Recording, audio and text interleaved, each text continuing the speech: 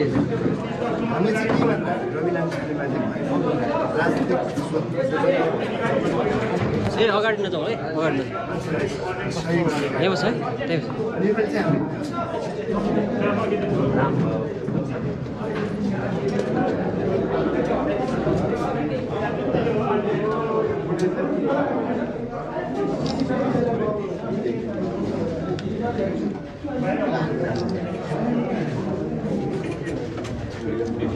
प्रधानमन्त्री डाक्टर बाबुराम भट्टराई रवि लामिछानेको हस्ताक्षर कार्यक्रम राजनीतिक प्रतिशोधको विरुद्ध यसरी आउनुभएको छ।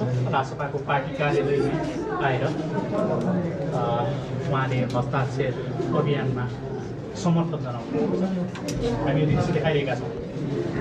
रासपाको पार्टी कार्यालयबाट यो दृश्य देखाइरहेका छौँ।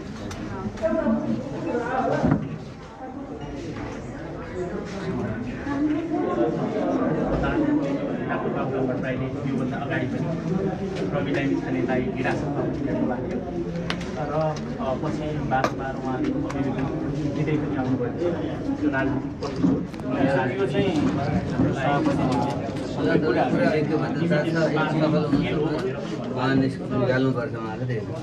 यतिखेर हामी राजसभाको पार्टी कार्यालयमा छौँ। डाक्टर साहब पनि आउनु भएको छ। हजुरले यहाँ यो कुन रूपमा लिनु भएको छ यो अभियानलाई? अङ्ग्रेजीमा एउटा भनाइ छ, you should not only be good, you should appear to be good भन्छ। तपाईँ असल भएर मात्रै हुँदैन, असल देखिनु पनि पर्छ भनिन्छ। लोकतन्त्र भनेको विधिको शासन हो, विधिको शासनको निम्ति विविध प्रक्रियाबाट जानुपर्छ।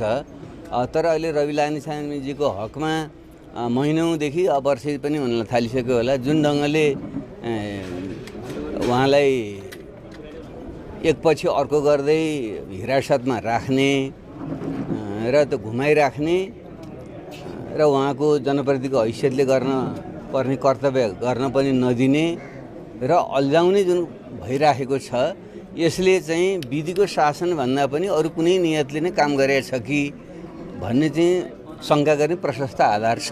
त्यसो भएको हुनाले म आफै एउटा लोकतन्त्रको निम्ति गणतन्त्रको निम्ति लडेको व्यक्ति हुनाले कसैमाथि पनि अदालतले तथ्य प्रमाणसहित दण्डित गरेर दोषी ठहर नगरेसम्म ऊ निर्दोष हुन्छ भन्ने सिद्धान्त पनि छ। फेरि एउटा राजनीतिक व्यक्तित्वलाई देखिने गरी प्रतिशोध भएको जुन गन्ध आउँछ, यो ठिक भएन भनेर म अब नयाँ वैकल्पिक शक्तिहरूको रूपमा जुन उदयमान भइरहेको राष्ट्रिय स्वतन्त्र पार्टी छ, त्यसका नेता